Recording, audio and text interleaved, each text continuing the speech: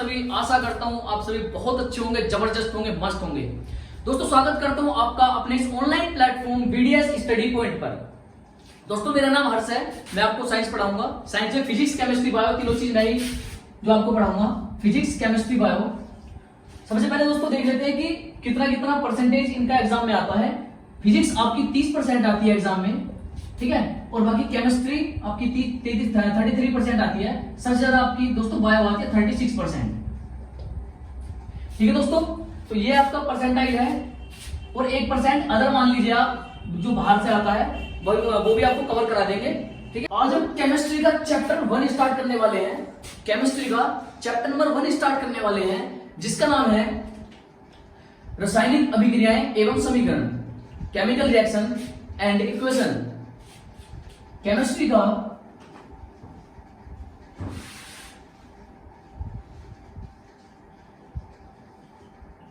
Chapter 1 है, और बता दें तो ये क्लास 10th का सिलेबस हम कवर करने वाले हैं, तो ये क्लास 10th के लिए है, ठीक है दोस्तों।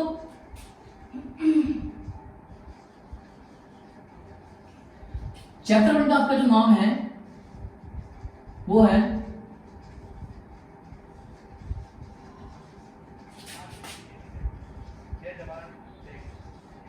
रासायनिक अभिक्रियाएं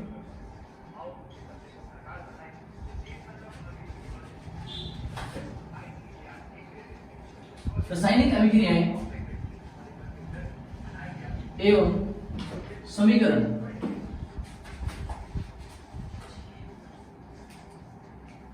रासायनिक अभिक्रियाएं एवं समीकरण बाइलिंगुअल हमारा कंटेंट होने वाला है। दोनों लैंग्वेज में पढ़ेंगे, हिंदी में भी और इंग्लिश में भी, ठीक है। आपको जिस लैंग्वेज में समझ में आए आप उस लैंग्वेज में पढ़ सकते हो।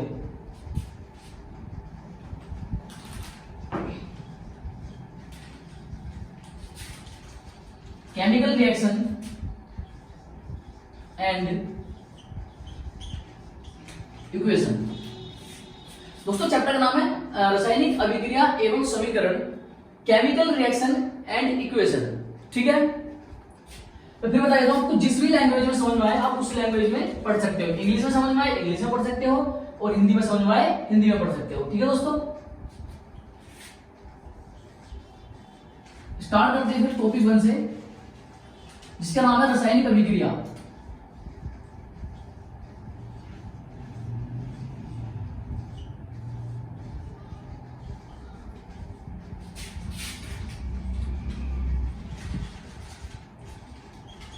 रासायनिक अभिक्रिया दोस्तों, रासायनिक अभिक्रिया होती क्या है पहले हम समझ लेते हैं। एग्जांपल्स वगैरह वो भी देख लेंगे।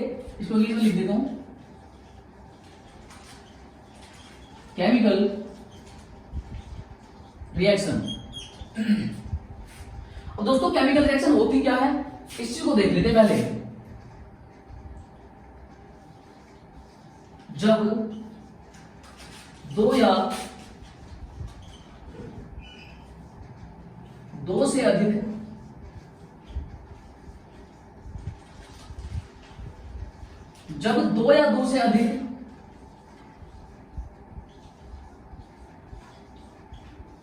अभिकर्मक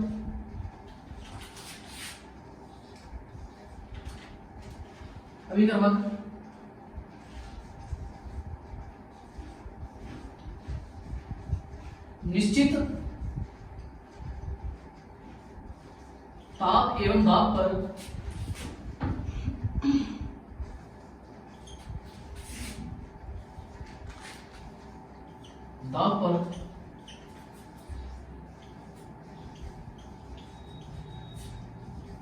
मिलकर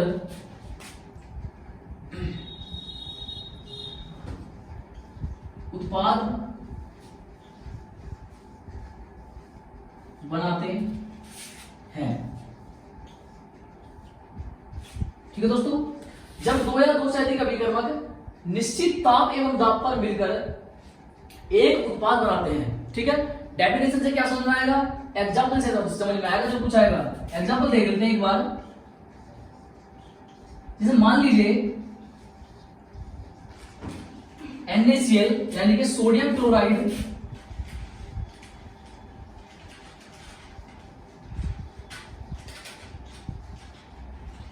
सोडियम क्लोराइड के अंदर डालते हैं जल यानी कि वाटर,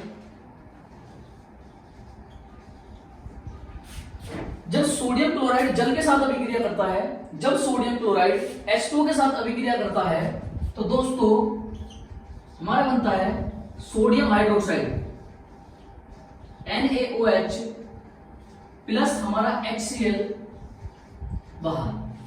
ठीक है दोस्तों, ये जो HCl है आप इसको प्लस में ना लिखकर यहां भी लिख सकते हो इस तरीके से, माइनस में एरो के नीचे HCl बाहर। ठीक है दोस्तों,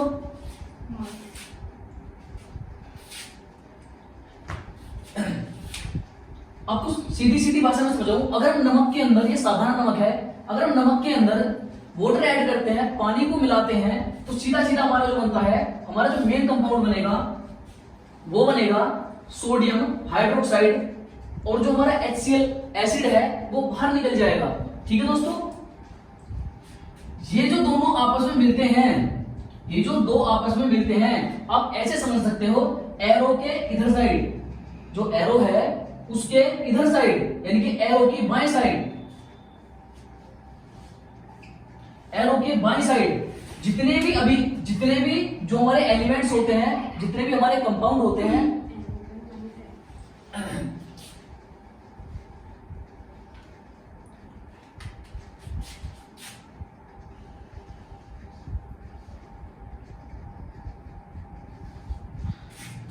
एरो के बाएं साइड जितने भी हमारे कंपाउंड्स आपस में मिलते हैं उनको बोलते हैं दोस्तों अभिकर्मक। क्या बोलते हैं उनको? अभिकर्मक। जितने भी एरो के साइड हमारे, जो एरो का जो बायां वाला हिस्सा है एरो का, जो एरो के बाईं तरफ है, जितने भी कंपाउंड हमारे मिलेंगे, जितने भी एलिमेंट्स हमारे मिलेंगे, इन सबको बोलेंगे हम अभिकर्मक।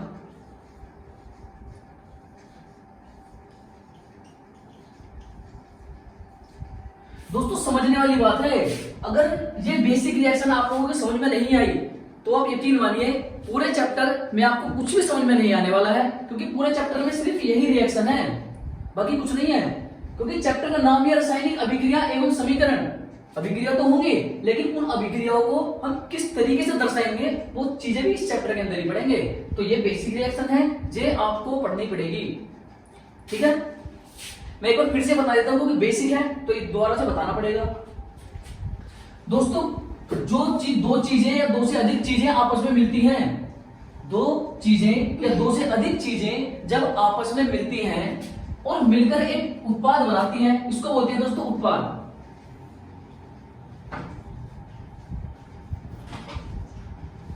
इंग्लिश में बोलते हैं इसको प्रोडक्ट।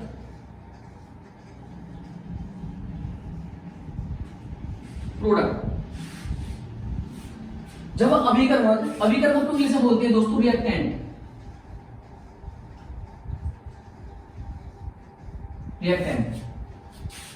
जब रिएक्टेंट आपस में रिएक्शन करते हैं तो एक प्रोडक्ट बनता है। जब रिएक्टेंट कितने भी हो सकते हैं? दो भी हो सकते हैं, दो से ज्यादा भी हो सकते हैं। ठीक है, लेकिन मिनिमम दो हो सकते हैं, मिनिमम। जब दो रिएक्टेंट या दो से अधिक रिएक्टेंट जब आपस में रिएक्शन करते हैं तो हमारी एक रिएक्शन होती है, जिसके परिणाम स्वरूप हमारा बनता है प्रोडक्ट, जिसको हिंदी में बोलते हैं उत्पाद। ठीक है दोस्तों, ये बेसिक आपको समझ में आ गया होगा। बाकी सारी चीजें आपको बता दूंगा, कहां से क्या चीज निकलती है, क्या चीज नहीं निकलती, वो सारी चीजें हम साथ के साथ ही पढ़ते चलेंगे। ठीक है दोस्तों, आप इसके स्क्रीनशॉट ले सकते हैं, अगर आपको रफ में नोट कर सकते हैं। मेरा कहना ये, आप इसको रफ में नोट कीजिए। वीडियो पॉज करके आप अपनी नोट कर लीजिए इसको।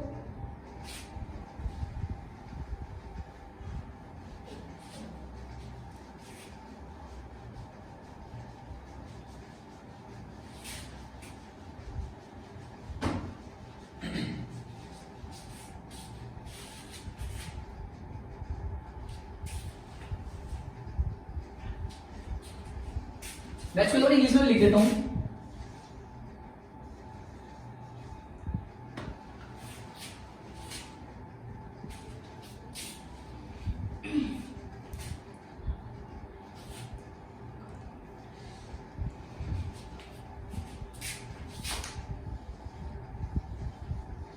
When two or more than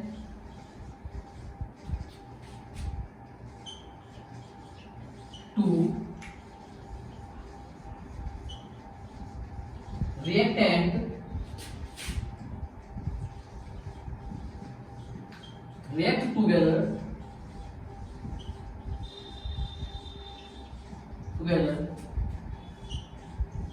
to form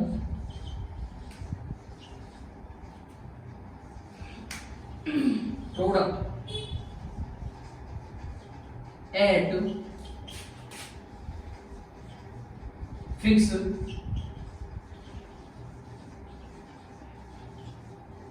temperature and fixed temperature and pressure.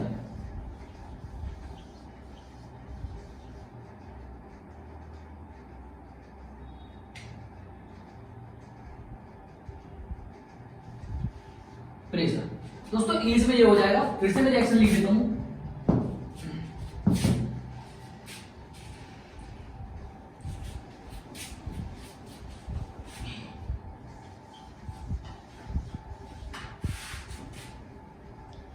Writing आप लोगों को समझ में आ रही होगी। An example A NaCl plus water ये बनाता है NaOH प्लस HCl बाहर, ठीक है। एरो का बहुत इंपॉर्टेंट रोल होता है इस रिएक्शन में, ठीक है। इस रिएक्शन में हर रिएक्शन में एरो का बहुत ज्यादा इंपॉर्टेंट रोल होता है। ये एरो बताता है कि हमारा किधर प्रोडक्ट बना है और किधर की साइड हमारे जो रिएक्टेंट है वो है। जिधर एरो का जो सर होता है, जिधर एरो का सर होता है समझिए उधर प्रोडक्ट बना है, ठीक है। और एरो की पूंछ की तरफ क्या होता है, रिएक्टेंट, ठीक है। इनको बोलते हैं रिएक्टेंट, दोनों इनको बोलते हैं प्रोडक्ट, ठीक है दोस्तों, समझ में आ गया। बिल्कुल सेम टू सेम नोट्स आपको हमारे टेलीग्राम चैनल पर मिल जाएंगे वीडियोस स्टडी पॉइंट पर, ठीक है। इस वीडियो के डिस्क्रिप्शन में ही लिंक है, आप हमारे टेलीग्राम चैनल से ज्वाइन कर सकते हो, ठीक है। बाकी रफ वर्क है, आप इसको रफ में भी उतार सकते हो, आपको समझाने के लिए है। अब नेक्स्ट टॉपिक स्टार्ट करते हैं।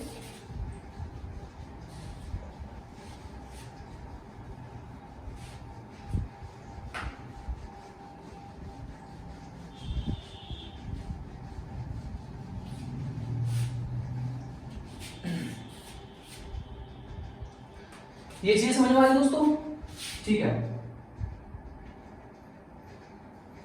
अब देख लेते हैं अभिकर्मक और उत्पाद, मैंने आपको बता ही दिया, ठीक है। अभिकर्मक क्या होता है, उत्पाद क्या होता है, मुझको अलग से बताने की कोई जरूरत नहीं है, लेकिन मैंने आपको फिर भी बता दिया, ठीक है। अब देखते हैं रासायनिक अभिक्रिया के उदाहरण।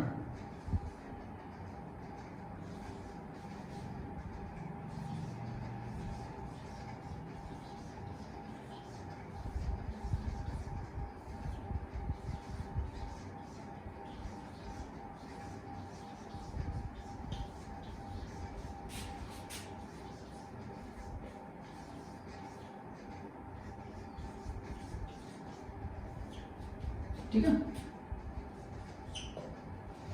उदाहरण क्या क्या हो जाएंगे इसके दोस्तों। पहला जो उदाहरण हो जाएगा इसका,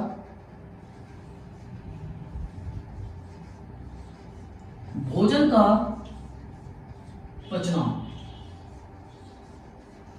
ठीक है। जैसे आप खाना खाते हो तो आपके अंदर भी बहुत सारे जो छोटी छोटी रिएक्शंस होती है ना।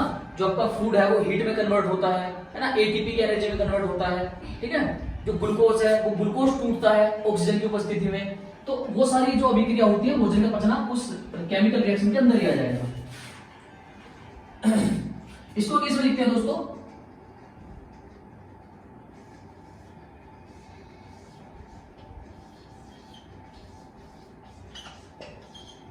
डाइजेशन ऑफ फूड, हिंदी और इंग्लिश मिक्स है, ठीक है। सेकंड हम लिखते हैं दोस्तों श्वसन।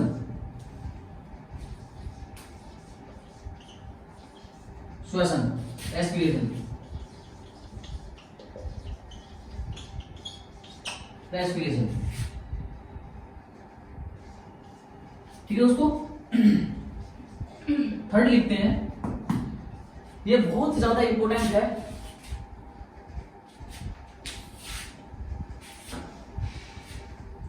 ठीक है, जो हमारा थर्ड वाला एग्जांपल है, तो थर्ड वाला एग्जांपल है दोस्तों बहुत ज्यादा इंपॉर्टेंट है, बहुत ज्यादा।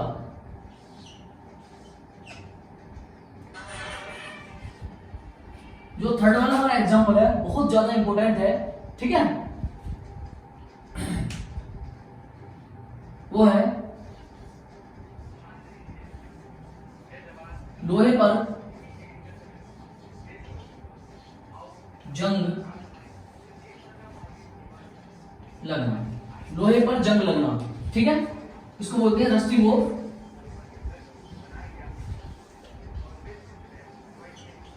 Rusting of iron, rusting of iron. दोस्तों आपको इससे जुड़ी एक बात तो बता देता हूं, जब भी लोहे पर जंग लगता है तो लोहे का जो भार होता है, जो लोहे का वेट होता है वो बढ़ जाता है। ठीक है, जंग लगने से लोहे का वेट बढ़ जाता है, और जंग लगे लोहे का जो फॉर्मूला होता है वो होता है Fe2O3, Fe2O3। तो जो भी चीज यहां पर लिखी जा रही है ना, आप उसको नोट करते रहिए साथ के साथ ही।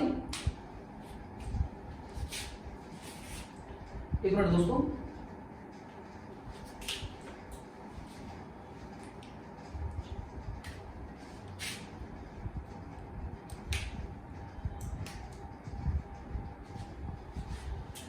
जो भी ये चीजें हैं आप इसको रफ में नोट करिए। ठीक है दोस्तों, अगर आप इसको रफ में नोट करोगे तो आपके फेयर के लिए हम जो नोट्स हैं वो अपने टेलीग्राम चैनल पर भेज देते हैं। ठीक है, रस्टिंग ऑफ आयरन फिर से बता देता हूं, भोजन का पचना, डाइजेशन ऑफ फूड, एक केमिकल रिएक्शन यानी कि रासायनिक अभिक्रिया का ही उदाहरण है। श्वसन यानी जो आप लोग सांस लेते हो, है ना, जो ठंडी हवा अंदर जाती है और गर्म हवा बाहर आती है, एक बहुत लंबा प्रोसेस है। ठीक है, ये जो प्रोसेस है इसमें बहुत सारे चीजें पार्टिसिपेट करते, जैसे कि आपकी सेल है, माइटोकॉन्ड्रिया है, साइटोप्लाज्म है। ठीक है, ये बहुत सारी चीजें इसमें पार्टिसिपेट करती हैं। तो ये बहुत लंबा प्रोसेस है, केमिकल रिएक्शन के अंदर ही आता है। ठीक है दोस्तों, लोहे पर जंग लगना आप लोगों ने देखा होगा, बिल्कुल लोहे पर जो जंग लगता है। ठीक है दोस्तों, रस्टिंग ऑफ आयरन, आपने लोहे पर जंग लगता तो देखा होगा ना।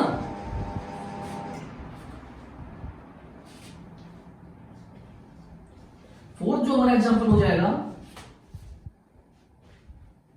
ये भी बहुत इंपॉर्टेंट है।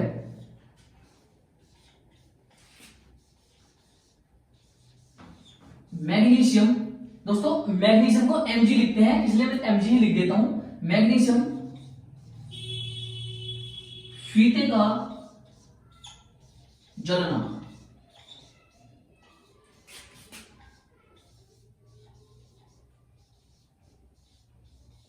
Burning of magnesium river. दोस्तों मैग्नीशियम फीते का जलना, ये जो नीचे की दोनों रिएक्शन है लोहे पर जंग लगने वाली, और ये जो रिएक्शन है मैग्नीशियम फीते का जलना या फिर मैग्नीशियम पट्टी का जलना, कहीं कहीं पट्टी भी लिखा जाता है। दोस्तों दोनों ही रिएक्शन बहुत बहुत ज्यादा इंपॉर्टेंट है, क्योंकि पूरा एक अलग से विस्तार में लोहे के जंग लगने को पड़ेंगे, पूरे ही विस्तार में मैग्नीशियम फीते के जलने को पड़ेंगे। इसका जो फॉर्मूला होता है दोस्तों, अब फिलहाल के लिए छोटा सा लिख देता हूं, MgO, मैग्नीशियम ऑक्साइड। ठीक है दोस्तों,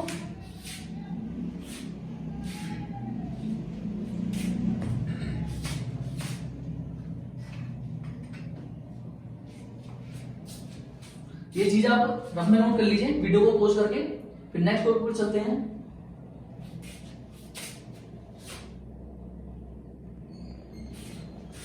एक लास्ट हमारा यहीं पे लिख देते हैं, लास्ट बचा हुआ है दही का जमना, दही का बनना, ठीक है। फॉर्मेशन ऑफ, नहीं इसको अलग ही लिख देते हैं दोस्तों, आप इसको नोट कर लीजिए। दोबारा से बताता हूं, भोजन का पचना एक रासायनिक अभिक्रिया है, श्वसन भी एक रासायनिक अभिक्रिया है दोस्तों, लोहे पर जंग लगना भी एक रासायनिक अभिक्रिया है, फीते का मैग्नीशियम रिबन का जलना भी एक रासायनिक अभिक्रिया है। नेक्स्ट टॉपिक पर चलते हैं एक लास्ट एग्जांपल के साथ।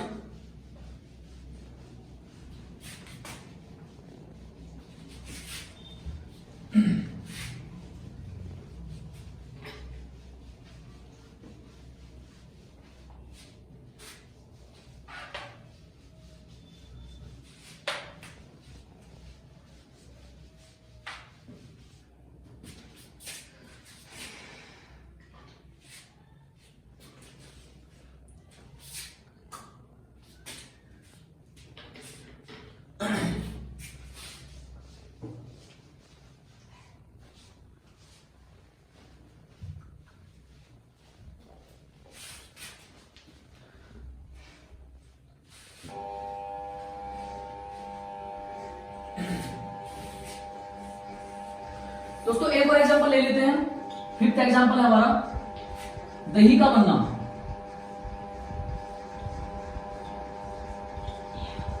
दही का बनना, ठीक है, इंग्लिश में लिख देता हूं, फॉर्मेशन ऑफ कर्ड। ये एक बायोलॉजिकल प्रोसेस है, लेकिन है ये केमिकल रिएक्शन ही। अब इसमें क्या होता है, लैक्टिक एसिड बैक्टीरिया होता है, जिसकी वजह से हमारी दही जमती है। लैक्टिक एसिड बैक्टीरिया होता है जिसकी वजह से हमारी दही जमती है, ठीक है दोस्तों, ये चीजें समझ में आ गई। नेक्स्ट टॉपिक पढ़ते हैं अपना,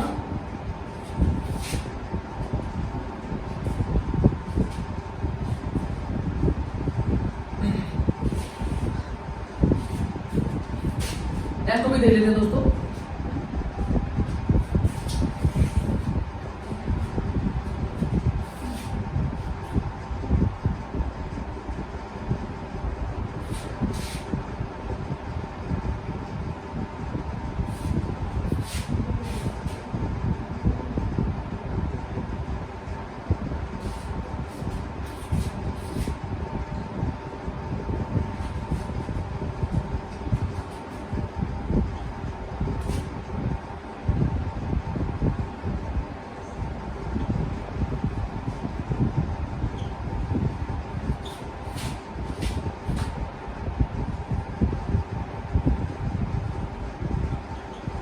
रासायनिक अभिक्रिया के परीक्षण, ठीक है दोस्तों। परीक्षण का मतलब बताता हूं कि ऐसे कोई एविडेंस, ऐसे संकेत जो रासायनिक अभिक्रिया के दौरान हमें देखने को मिलते हैं, ठीक है दोस्तों। अब दोस्तों रासायनिक अभिक्रिया के परीक्षण क्या हो सकते हैं, जैसे कि मतलब हमें पता कैसे चलेगा कि कोई रासायनिक अभिक्रिया हुई है। दोस्तों हमें पता कैसे चलेगा कि कोई रासायनिक अभिक्रिया हुई है, हमें इस तरीके से पता लगेगा दोस्तों। सबसे पहले रंग में बदलाव होगा,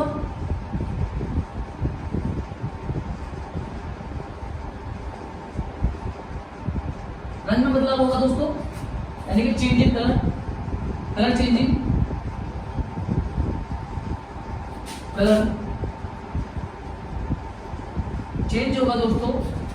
सेकंड क्या होगा, इवोल्यूशन ऑफ हीट, यानी कि चेंज इन ताप में परिवर्तन, ताप में परिवर्तन, ठीक है। ताप में परिवर्तन का मतलब है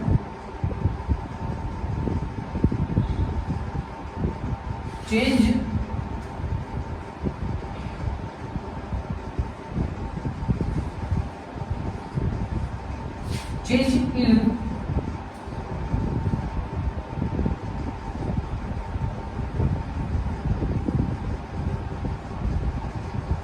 टेम्परेचर,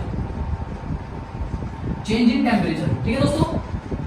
रंग में परिवर्तन होगा, ताप में परिवर्तन होगा दोस्तों, अवस्था में भी परिवर्तन होगा। अवस्था में परिवर्तन का मतलब है दोस्तों, तीन अवस्थाएं होती हैं, फिलहाल तो 5 अवस्थाएं हैं, लेकिन आपने 10th क्लास में 3 ही अवस्थाएं हैं, सॉलिड, लिक्विड एंड गैस।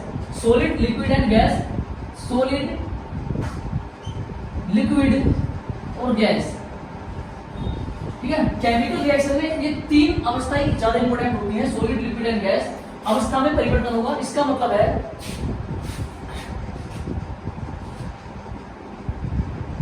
दोस्तों इसका मतलब है कि अगर कोई चीज सॉलिड है, हो सकता है वो रिएक्शन के बाद लिक्विड बन जाए। अगर कोई चीज लिक्विड है, यानी कि जो हमारा रिएक्टेंट है अगर वो लिक्विड है, हो सकता है जो हमारा प्रोडक्ट बने वो सॉलिड बन जाए। ठीक है, तो नेक्स्ट जो हमारी चीज आती है वो आती है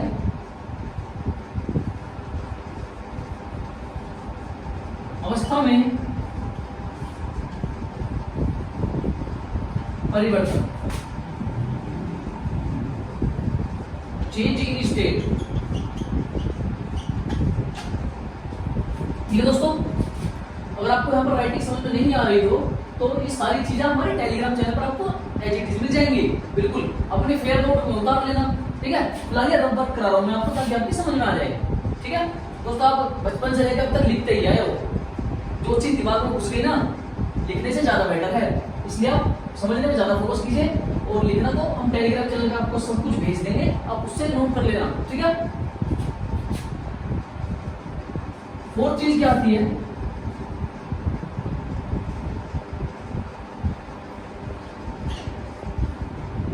फोर्थ चीज क्या है दोस्तों,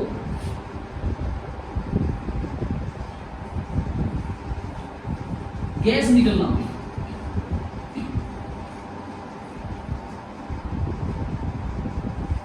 गैस निकलना यानी कि इवोल्यूशन ऑफ गैसेज।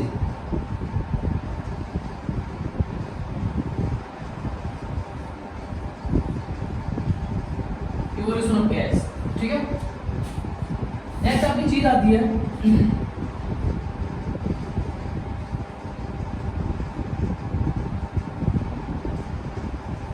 सुगंध या दुर्गंध।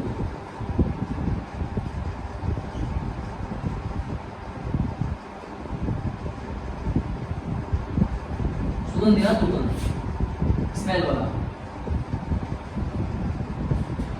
तुरंत देख लेते हैं दोस्तों, हमें पता कैसे चलेगा कोई भी अगर केमिकल रिएक्शन हुई है, हमें पता कैसे चलेगा कि केमिकल रिएक्शन सच में हुई है। ये जो आपको 5 चीजें दिख रही हैं, इन चीजों के आधार पर पता लगाया जा सकता है कि सच में केमिकल रिएक्शन हुई है या नहीं। सबसे पहले रंग में बदलाव हो सकता है, चेंजिंग कलर चेंजिंग हो सकता है। ठीक है, तापमान में बदलाव हो सकता है, टेम्परेचर में चेंजिंग। ठीक है दोस्तों, उसके बाद अवस्था में परिवर्तन हो सकता है। जैसे कोई चीज अगर सॉलिड है, मान लीजिए अगर रिएक्टेंट हमारे सॉलिड है तो क्या आपका जो हमारे प्रोडक्ट होंगे वो हमारे लिक्विड बन जाए। अगर रिएक्टेंट हमारे लिक्विड है तो क्या पता हमारे जो प्रोडक्ट हैं वो हमारे सॉलिड बन जाए या लिक्विड बन जाए, कुछ भी हो सकता है दोस्तों। अवस्था में परिवर्तन मतलब आप लोग समझ रहे होंगे। ठीक है, उसके बाद गैस निकलना, गैस भी निकल सकती है। जैसे कि मैं गैस निकलने का एग्जांपल दूं, अगर कोई मेटल किसी एसिड के साथ रिएक्ट करती है, अगर कोई मेटल किसी एसिड के साथ रिएक्ट करती है तो हाइड्रोजन गैस का इवोल्यूशन होता है, हाइड्रोजन गैस का इवोल्यूशन होता है। तो दोस्तों इसी का एग्जांपल है गैस निकलना, इवोल्यूशन ऑफ गैस। ठीक है, सबसे लास्ट वाली चीज आती है हमारी दुर्गंध या सुगंध। मतलब अगर केमिकल रिएक्शन हुई है तो उससे स्मेल भी आ सकती है और गंदी वाली स्मेल भी आ सकती है। दुर्गंध और सुगंध का मतलब समझ रहे होंगे। ठीक है, ये चीज आशा करता हूं समझ में आ गई होगी आपके। नेक्स्ट चीज पढ़ते हैं हम,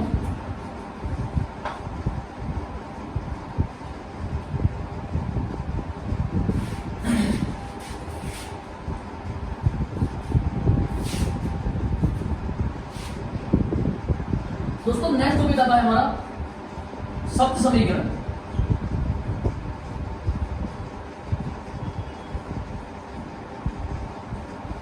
आप ऐसा मान लीजिए वर्ड इक्वेशन,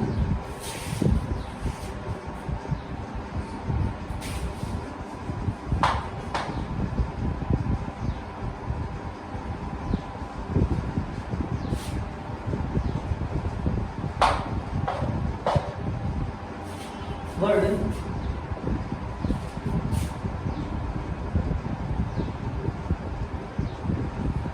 वर्ड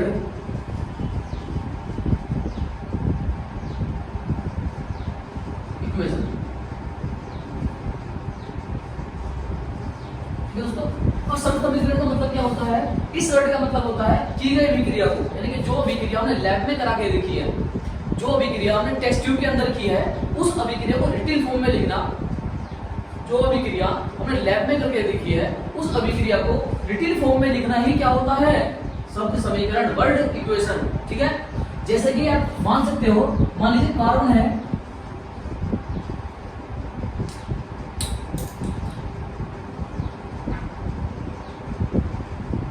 कार्बन है, कार्बन को हमने जलाया ऑक्सीजन के साथ,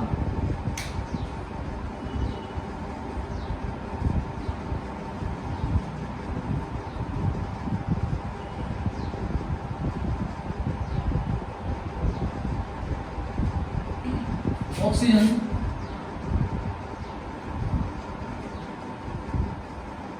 के साथ,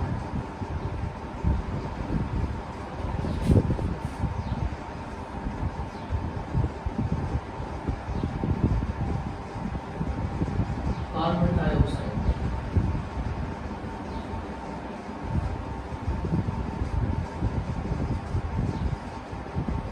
दोस्तों कार्बन अगर ऑक्सीजन के साथ जलेगा, यानी अगर कार्बन का दहन होगा ऑक्सीजन के साथ, अगर कार्बन का दहन होगा तो हमें पता है दोस्तों कार्बन डाइऑक्साइड बनती है। कैसे?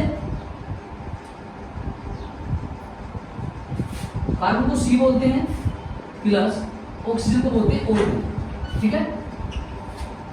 एक टेम्परेचर पर जब इन दोनों को जलाया जाएगा, यानी जब कार्बन को जलाया जाएगा ऑक्सीजन की प्रेजेंस में, दोस्तों जब कार्बन को जलाया जाएगा ऑक्सीजन की प्रेजेंस में तो बनता है CO2।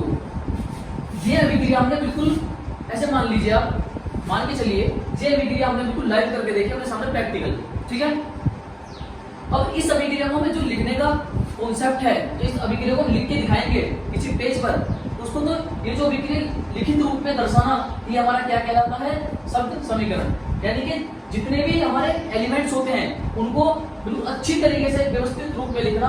एरो के इधर जो चीज है वो एरो के इधर ही आएगी, जो चीज एरो के इधर है वो एरो के इधर ही आएगी। उस चीज को व्यवस्थित तरीके से लिखना दोस्तों कहलाता है हमारा शब्द समीकरण। की गई अभिक्रिया को शब्दों द्वारा दर्शाना शब्द समीकरण कहलाता है, ठीक है। ये चीज दिमाग में बैठ गई ना पक्का? ठीक है, चलते हैं नेक्स्ट वाले टॉपिक पर। हो सकता है नेक्स्ट टॉपिक हमारा लास्ट टॉपिक हो, ठीक है।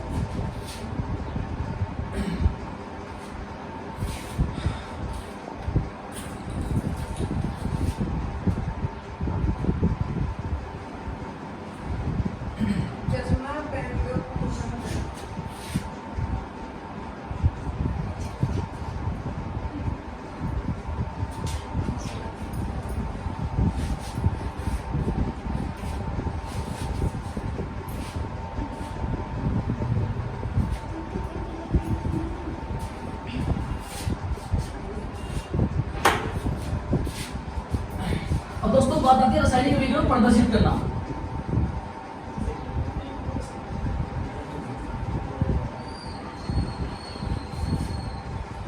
रासायनिक अभिक्रिया को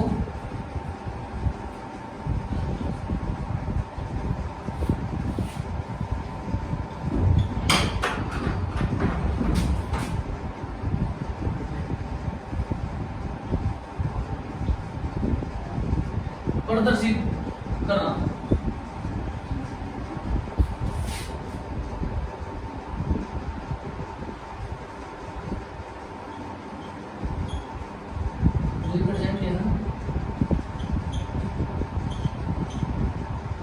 Representation of chemical reaction। जो रासायनिक अभिक्रिया होगी उसको हम शब्द समीकरण के रूप में कैसे लिख सकते हैं, उसका भी एक रूल होता है। ऐसा नहीं कि आपने कुछ भी लिख दिया है ना, हर चीज का रूल होता है। तो रासायनिक अभिक्रिया को हम कैसे लिख सकते हैं, क्या इसका रूल होता है, वो चीज आपको देखनी पड़ेगी। सबसे पहले ध्यान देते हैं एरो का। सबसे पहले जो हमारा पॉइंट हो जाएगा, हम ध्यान देते हैं एरो का।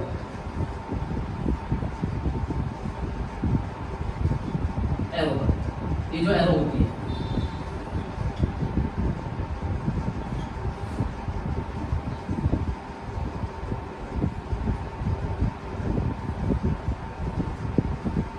एरो का, ठीक है। सबसे पहले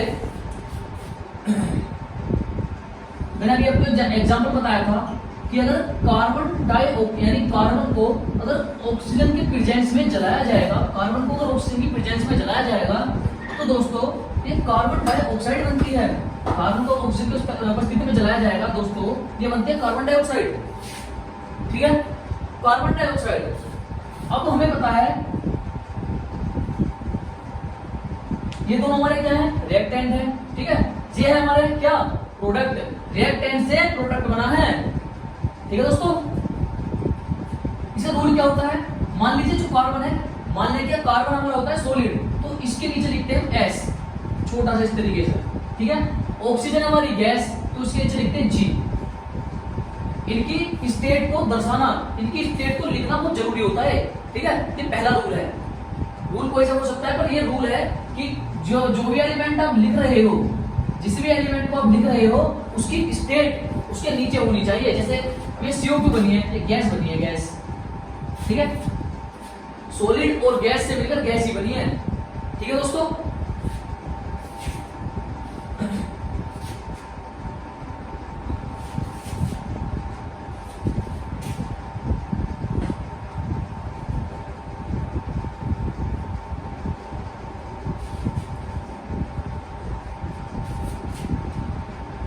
आज का लास्ट टॉपिक के ऊपर बात करते हैं।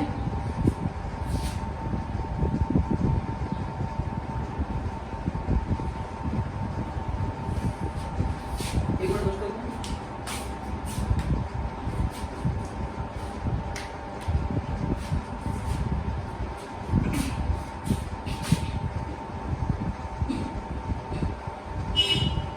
रासायनिक अभिक्रिया को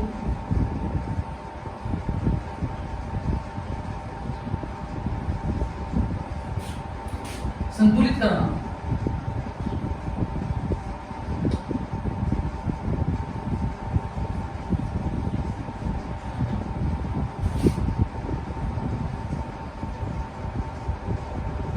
बैलेंस,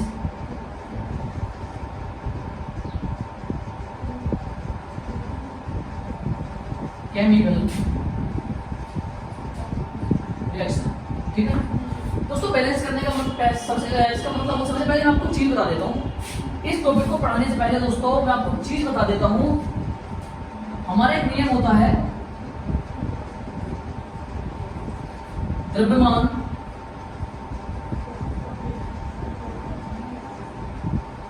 संरक्षण, द्रव्यमान संरक्षण का नियम,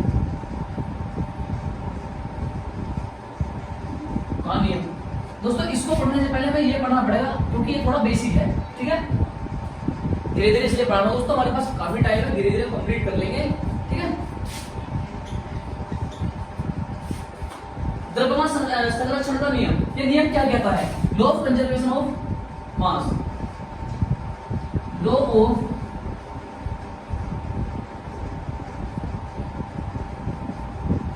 conservation of mass, law of conservation of mass. इसके अकॉर्डिंग ना तो द्रव्यमान का निर्माण किया जा सकता है, ना ही द्रव्यमान को नष्ट किया जा सकता है। ना तो द्रव्यमान का निर्माण किया जा सकता है, ना ही द्रव्यमान को नष्ट किया जा सकता है। द्रव्यमान का ना तो निर्माण कर सकते हैं और ना ही द्रव्यमान का हम विनाश कर सकते हैं दोस्तों। अब ये जो हमारा नियम है, इस पर लागू कैसे होता है, ठीक है। मान लीजिए हमारे एरो के साइड हमारा कोई प्रोडक्ट बना, जो उत्पाद है वो बना, इधर साइड हमारे रिएक्टेंट होते हैं, तो जितने नंबर ऑफ मॉलिक्यूल्स या जितना एटॉमिक जो हमारा मास होगा, वो किसी भी एलिमेंट का एटॉमिक मास जितना इधर होगा उतना ही वो एटॉमिक मास इधर होगा, ठीक है दोस्तों। एटॉमिक मास एरो के इधर और एरो के इधर, यानी कि एरो के बाईं तरफ और जो एरो के दाईं तरफ, दोनों तरफ बराबर होता है, ठीक है। इसके अनुसार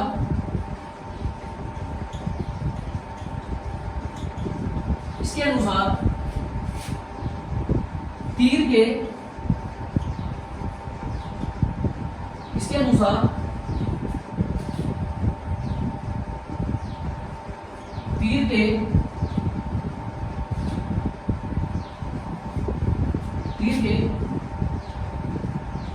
दाएं तथा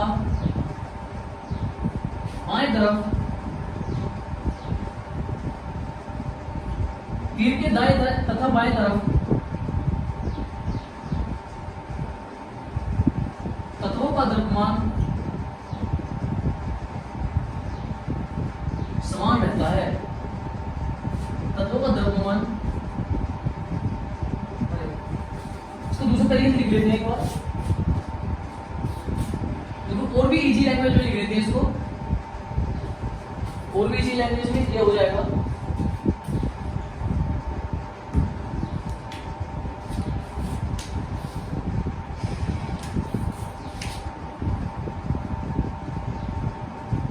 इसके अनुसार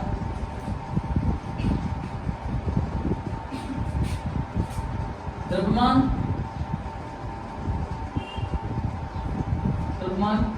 को द्रव्यमान का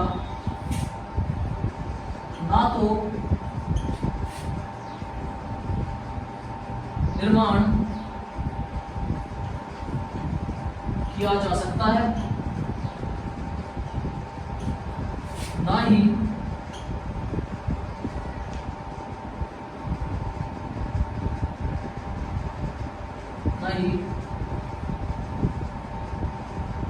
विनाश किया जा सकता है। ठीक है दोस्तों, ये द्रव्यमान संरक्षण का नियम क्या कहता है? Law of conservation of mass का जो लॉ है ये क्या कहता है? ये कहता है कि जो द्रव्यमान होता है ना तो उसका निर्माण कर सकते हैं और ना ही उसे हम नष्ट कर सकते हैं। ठीक है दोस्तों, अब ये जो हमारी रासायनिक अभिक्रिया संतुलित करना है, इस टॉपिक को पढ़ेंगे नेक्स्ट वीडियो में। जब तक के लिए टाटा बाय बाय, हंसते रहिए, खुश रहिए।